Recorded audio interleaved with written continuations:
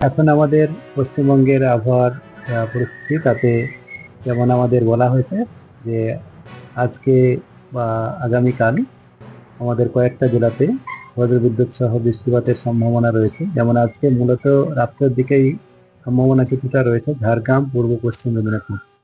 আর আগামীকাল পূর্ব পশ্চিম মেদিনীপুর, উত্তর দক্ষিণ চব্বিশ পরগনা, কলকাতা, হাওড়া, হুগলি, বাঁকুড়া, নদিয়া, বর্ধমান এইসব জেলাতে কিছুটা সম্ভাবনা রয়েছে বজ্রবিদ্যুৎ সহ বৃষ্টিপাতের।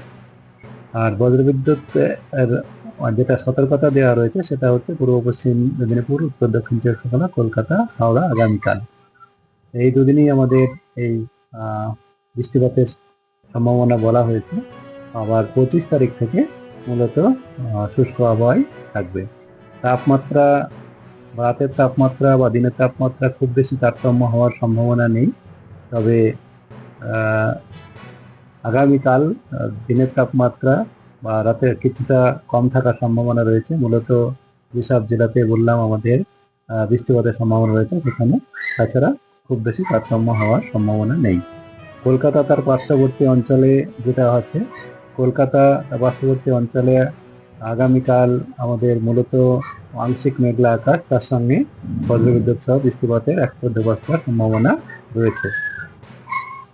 সর্বনিম্ন তাপমাত্রা কাল সকালে আমাদের 22-এর কাছাকাছি থাকার সম্ভাবনা, আর সর্বোচ্চ তাপমাত্রা কালকে 30-এর কাছাকাছি থাকার সম্ভাবনা রয়েছে। এই হচ্ছে এখনকার আমাদের পূর্বাভাস। আর এই বৃষ্টিপাতের সম্ভাবনা যেটা গড়ে উঠছে, তাতে আমাদের বঙ্গোপসাগর থেকে কিছুটা জলীয় বাষ্প ঢুকছে, আর একটা নিম্নচাপ রেখা বায়ুর নিম্ন স্তরে রয়েছে আমাদের পশ্চিমবঙ্গ থেকে উড়িষ্যা পর্যন্ত।